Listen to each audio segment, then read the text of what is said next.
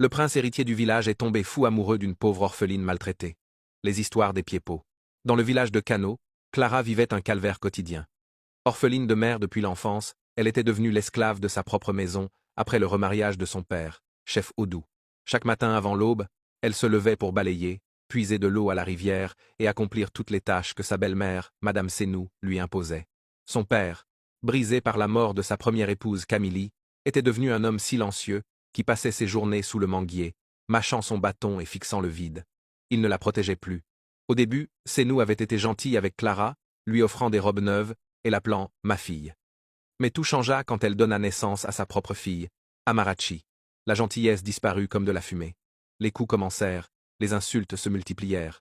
On appelait Clara « fille sans valeur » et « mauvaise chance ». Pendant que Amarachi était éventée et choyée, Clara travaillait du lever au coucher du soleil. Elle ne fréquentait plus l'école. Quand des prétendants venaient demander sa main, Sénou les chassait en racontant des mensonges. Que Clara était possédée, qu'elle faisait pipi au lit, que sa mère était un esprit marin. Clara endurait tout en silence, portant son fardeau avec une dignité qui brillait malgré sa souffrance. Un après-midi brûlant, les tambours royaux résonnèrent dans tout Cano. Les messagers du roi annoncèrent une nouvelle extraordinaire. Le prince Desmond, fils du grand roi Agounia, était revenu d'Amérique pour choisir une épouse. Dans 7 jours, un grand concours de danse serait organisé au palais.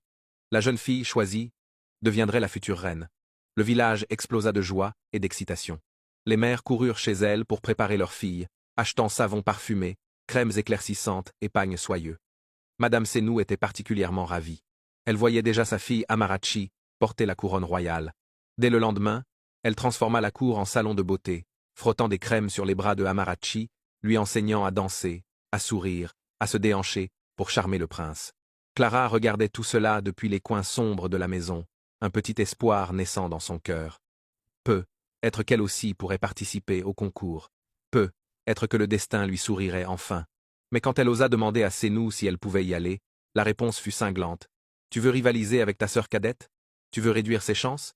Non, tu es la première fille. Tu dois te sacrifier pour ta sœur. Quand ce sera ton tour, nous te préparerons. » Cette nuit-là, tandis que Amarachi se baignait dans du lait, Clara lavait ses vêtements et polissait ses pantoufles, les larmes coulant silencieusement